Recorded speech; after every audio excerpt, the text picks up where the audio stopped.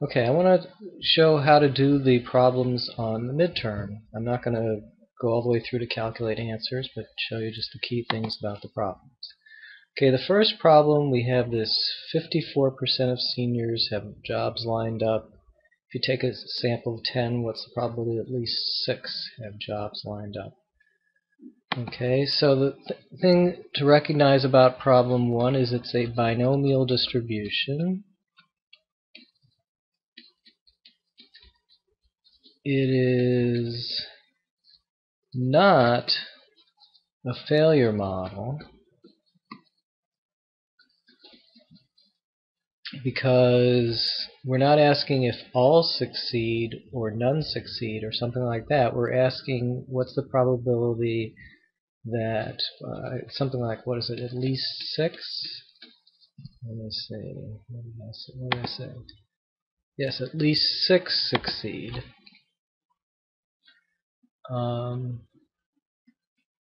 When p equals 0.54, n equals 10. So at least 6 means we can't use a binom PDF. We've got to be very careful about how we use binom CDF. So at least 6 means that we definitely use 6 or more. Means 6 or more. So it means not 5 or less. So if we do 5 or less, that's binom CDF 10.54, 5 for 5 or less, and then we 1 minus that because we're interested in 6 or more. So that's problem 1. Problem 2, that's a conditional probability problem. We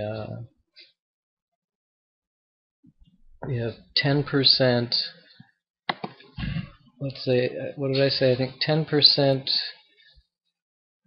dream of a career in acting, 30% politics. So let's call this acting, let's call this politics. And we have 10 here, 30 here. Actually, that'll make this 70 and that 90. And we said something like 8% of the ones who who dream of politics dream of acting, and so that's probability of A given B. Let's call this event B for politics. So 0.08 is A given B, which means that the probability of A and B is this times probability of B is equal to 0.08 times 0.3 equals 0.024. So the important thing is you cannot put 0.08 up in here. You have to first multiply this out because you have a conditional probability. You were not given a joint probability. Once you have the joint probability, then you can go and calculate the rest. So the key to problem 2 is understanding the difference between conditional probability and joint probability. Number 3. Okay, this, I think, this is an x p of x problem. 30 with 10, 20 with 25. So 30% had a $10,000 scholarship. What did I say? 20% had a $25,000, and 50% have 0. So this is p of x. This is x. And so if we take x times p of x, we get 3,000, we get 5,000, we get 0. We add them all up, and we get 8,000, and that's mu. And then once you have mu, you want to take x minus mu and square it and multiply by p of x. So 10,000 minus 8,000 squared multiplied by p of x times 0.3. We do the same thing here. 25,000 minus 8,000 squared times 0.2. And then we do 0 minus 8,000 squared times 0.5.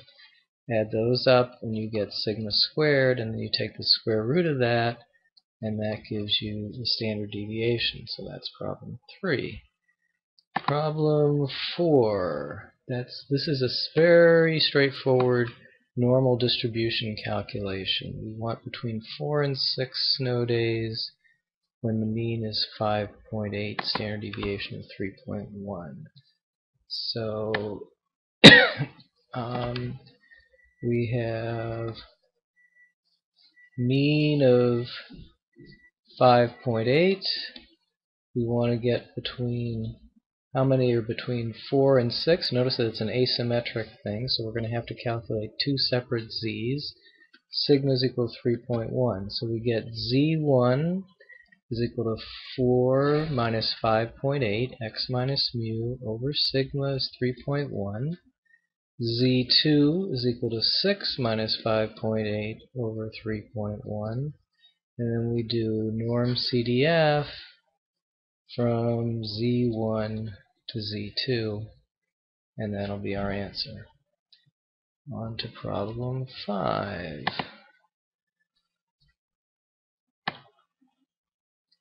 Alright, so the wealthy economics professors, 120,000 to 35 versus, okay, this is a lot of information here.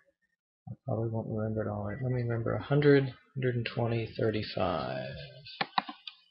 So we have 120,000 is the mean. This is problem 5. 120,000 the mean. 35,000 is, well, let me call this an X bar. Let me call that an S. So we notice this is quantitative data, which is very important. Okay, then we say 80, 95, and 26. Okay, so we have another sample of size 80, 95,000 for the X bar, 26,000 for the S, and we ask for a 90% confidence interval for the difference between these average salaries. So the true average salaries are, let's say, mu for the economics professors minus mu2 would be the mean salary for English professors. That's in the full population. We don't know that. We'll never know that. We make an estimate. We have a confidence interval for the difference. Now, in our sample, the difference was 25,000. We're going to generate a confidence interval around that. And the way we do this, first of all, we say, what type of data is this? Is this binary or continuous data? It's continuous data. So since it's continuous, we know we'll be using T methods. Is this one sample or two sample? It's obviously two samples. And is it a hypothesis test or a confidence interval? It's a confidence interval. So that narrows it down to doing a two-sample T interval. And then we just enter these S's into the S's in the calculator, the N's into the N's in the calculator, and these X bars, the X bars, and calculate the interval, and we'll get the result. So that's number 5. Now we're going to go to number 6. 15%, but 448. Okay. So we now know that in a sample, 48 out of 400 could name their congressman. Traditionally it was 15%. We want to know if that's changed. Okay. In this case, we have binary data. You either know the name of your congressman or you don't. We have one sample, because we're comparing it to a historical average of 15%. Binary means we're using prop z methods, proportion z, prop z methods. Prop z. It's one sample, and what is the question asks, I think, is there a significant difference? Yeah, so when we see the word statistically significant, we know we're doing a hypothesis test. So we've narrowed it down to binary data, one sample, hypothesis test. Therefore, it is a one prop z test, and calculator will ask for the number of successes, x, which will be 48. It'll ask for the sample size, 400. It'll ask for a p-naught, a null hypothesis of 0.15. And since we're asking whether it's a significant change or not, we use the not equals as the alternative hypothesis. So it's a two-sided hypothesis, two-sided alternative. And we calculate a p-value and draw an inference based on that. So that was problem 6. Let's go on to number 7. Okay, so 75 students, average of 2.2, standard deviation of 9.8, that significance level of 1%. Can you reject? Okay, so oops. We have an x bar equals 2.2. We have an s equals 9.8. I already forgot the sample size. What was it? 75. Okay, so n equals 75. And what was the alternative? Again, no difference. So it's a two-sided alternative. The null hypothesis is that there was no difference in dates, and this measures the difference in dates. So if there was no difference, then the null hypothesis is that mu is 0. And the alternative is that mu does not equal 0, because it's a two-sided alternative. Alpha, the significance level now is 0.01, so we're going to have a tight criterion for rejection. And this is quantitative data or continuous data. So we know we're using T methods. We know we have one sample, and we know that it's a hypothesis test. So we pick a one sample t-test. We enter the x bar, the s, and the n into the calculator. Put this for the null hypothesis, and get a result, draw a conclusion. So that's problem 7. Okay, problem 8. Okay, 65 out of 120, 60 out of 105. So, oops.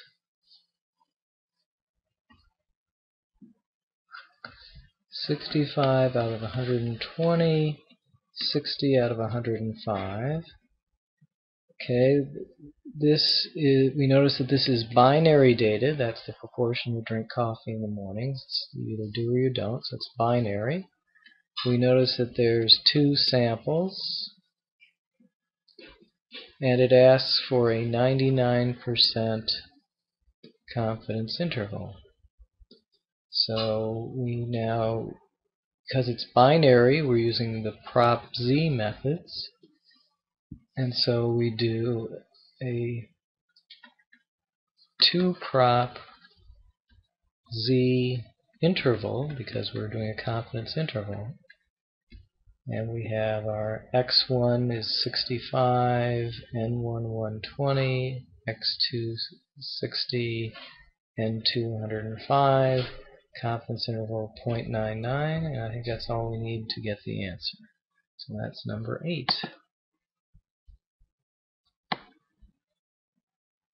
Okay, finally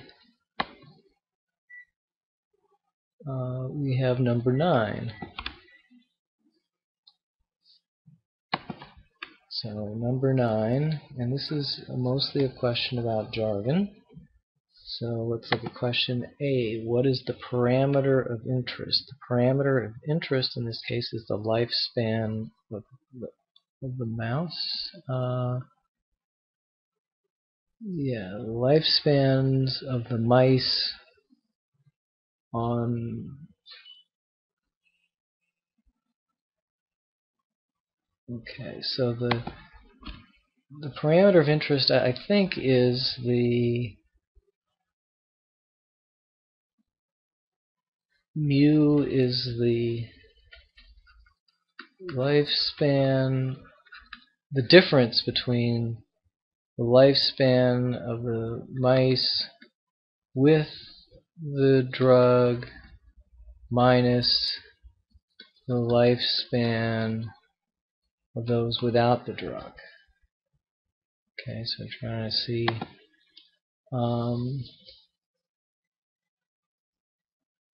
Okay, and the null hypothesis is that there's no difference.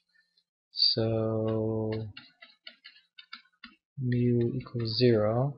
I wouldn't mind if you had said, well, there are 2 parameters. There's mu1 is the mice with the drug, mu2 is without. And then in that case, the null hypothesis would be mu1 minus mu2 equals 0. But let's go with this version of it. Mu equals 0.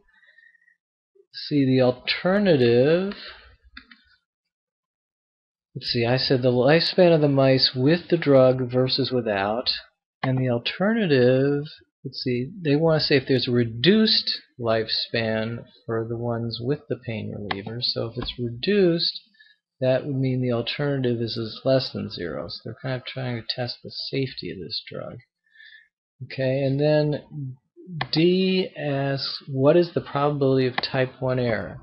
It's important to know that the probability of type 1 error is something that's set by the statistician. You give yourself a probability of type 1 error. If you set alpha equals 0.05, then there's a 5% error, probability of type 1 error. If you say alpha equals 0.01, then there's a 1% probability. You, statistician, assigns the probability of type 1 error. It has nothing to do with the data. It has entirely, it's based on your decision of where you make the cutoff for rejecting or not rejecting the null hypothesis.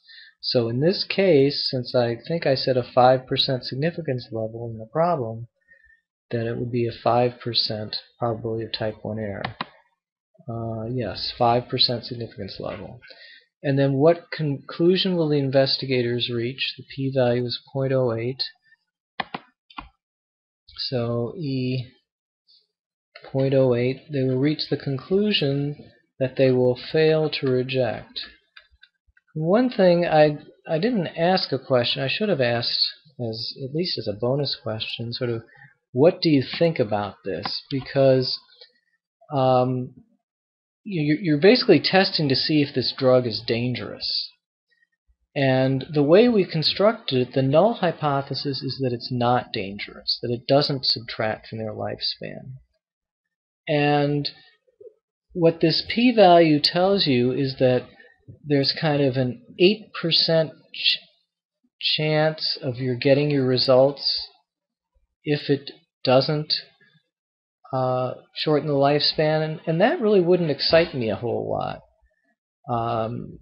I would, I certainly wouldn't want to take a drug that had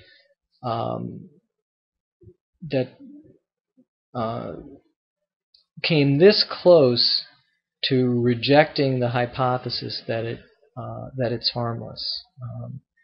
That there's certainly a big chance that this drug is harmful, but because the null hypothesis was that it's harmless, you've sort of stacked the deck in favor of finding it harmless.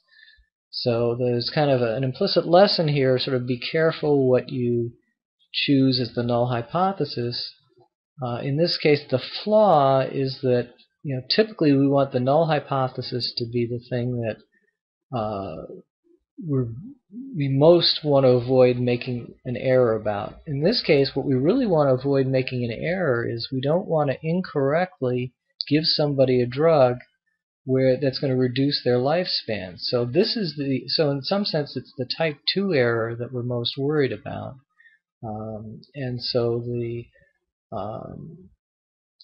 So this is a bad way of structuring the problem of creating the no change in lifespan as the null hypothesis, and then having a relatively low significance level of 0.05, giving us a low probability of type 1 error, which in turn gives us a high probability of type 2 error, and in this case type 2 error is the more serious error. Anyway, that's it for the test.